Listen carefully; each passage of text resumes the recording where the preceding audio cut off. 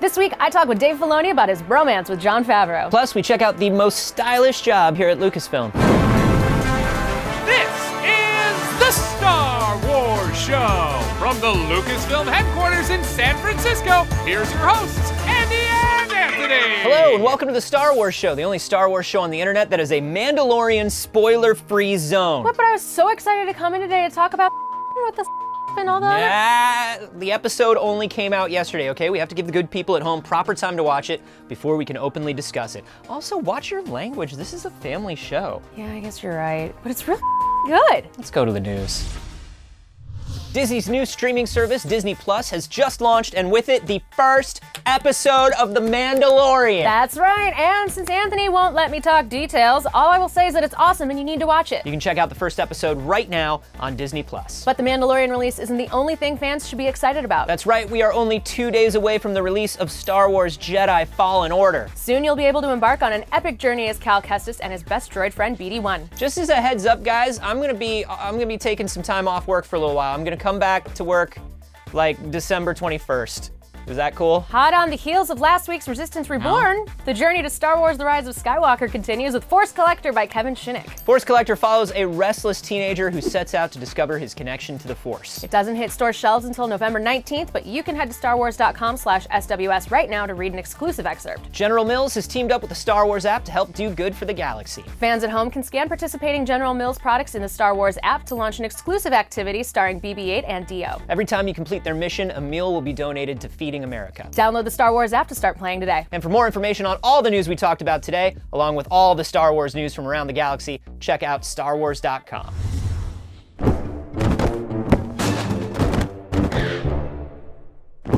My name is Brendan Bird, and I'm a motion capture technician for Industrial Light and Magic.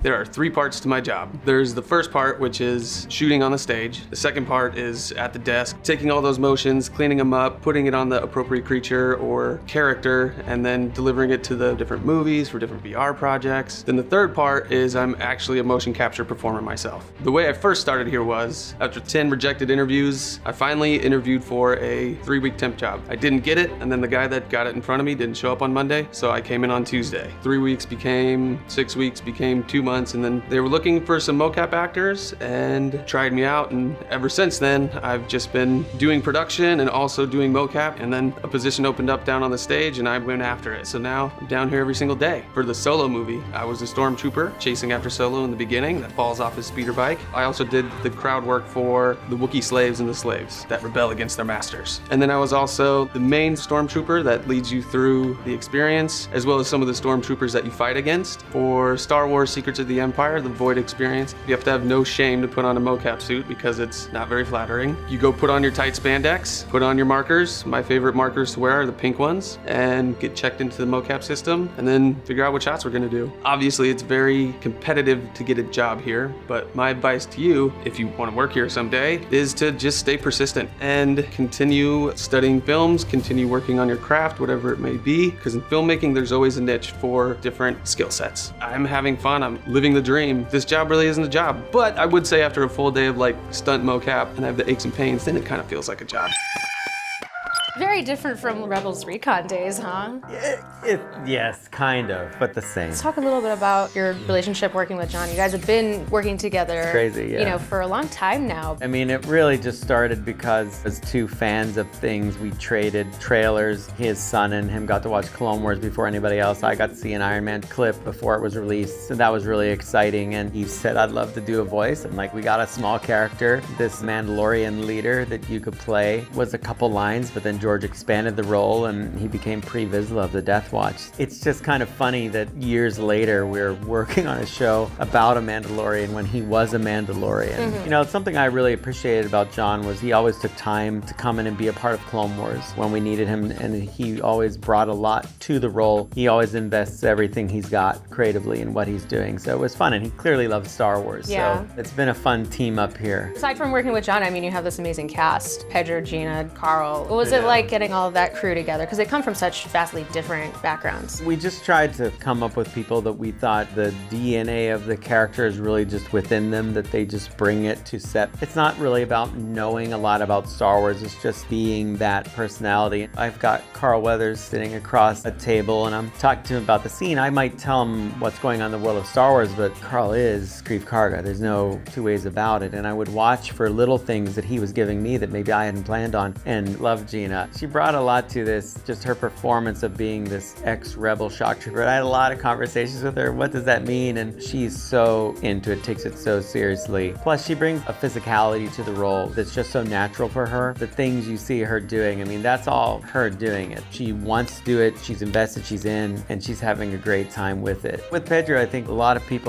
would be like, what do you mean people aren't going to see my face? But he immediately understood what John and I were trying to do with this man with no name identity, and that he's working the lens of the helmet like it's the brim of a hat, and how he's angling that as giving us attitude, or it's like a brow. And he's fantastic with just his voice for what he brings to it. And again, it's about authenticity and physicality, and then we get both those things with him. What do you want the fans to take away from it? Just that it's Star Wars. I mean, I hope that's what I feel, and it's Star Wars that John and I love, and we're really excited and proud of it, and we're proud of our whole team that came together to make this show. We feel really good about it, and we want the audience to feel good. We want them to get that feeling of adventure and excitement. We like that we're not dealing with the bigger, moving, shaking moments of the galaxy, but kind of the gritty, underbelly, street level view, which to me reminds me more of what I pictured coming out of A New Hope. It's more in that realm of cantinas and villainy, but there's something brewing maybe, and that can be quite frightening, the not knowing of things happening outside of your view. When I was a kid watching Star Wars, the not knowing who this emperor is that they briefly mentioned in one scene in A New Hope, the not knowing the scale of things was rather intimidating in a great way. And so I think we're dealing with characters that are dealing with their daily lives, but then get affected by a greater galaxy. Are there any Dave cameos this season? We'll see. That's not a no. Yeah, we'll see. My feeling on that is like, I desperately try not to ruin these shows by actually appearing in them. Just be like I think an we have alien to have in the background we have to have somewhere. a quality level. So I'm thinking it's an alien, which is awesome. That's Boy, yeah, that sounds like a lot of time in a chair, which I wouldn't be up for. That's my dream. That's Yeah. the coolest thing in Star Wars, to be an alien. Would you? That's what you want to do? Yeah. I could make that happen. You're watching the Star Wars show. Hi, I'm Tom from Tom Spina Designs and Regal Robot. Hi, I'm Gordon Tarpley. I do lots of work with Tom. Oh man, my favorite Star Wars character. It's definitely someone from the Cantina, but I don't think I could narrow it down to just one. People that know me assume that I'm going to say C-3PO, but I actually really like Chewbacca a lot, and I know the main character, but Chew's so awesome. So Hey, he's in the Cantina, so he's a Cantina He's a monster. I can Cantina pick that too. monster. We have been so lucky to work on so many original Star Wars props over the years. My two favorite things we've gotten to work on are Max Rebo, which we restored for the archives, and then Muftak for Bob and Kathy Burns, who are private collectors and who got that from Rick Baker many years ago. my favorite prop to work on is the screen used Rancor puppet, and I've been doing all the digital cleanup on that and getting it reposed and pretty again, so the replica should look as good as the screen used. I'm very, very excited about that one. My dream prop to work on would be a Gatling gun version of the t-shirt cannons that we make for the Star Wars show, so that they can fire like 60 t-shirts a minute. Yep. And just like pop, pop, pop, pop, pop, pop, pop. Make it look like the cannon from Empire that the snowtroopers have, and they're outside the Falcon. Yeah, a t-shirt cannon version of that would be great. If I had to pick someone from Star Wars to join the Regal Robot team, what about like little kid Anakin? He was pretty handy too. Right? Yeah. But would you pay him at least? It depends on what state you're in. I guess the laws vary. But What Star Wars character would you not want to join the team? little kid Anakin?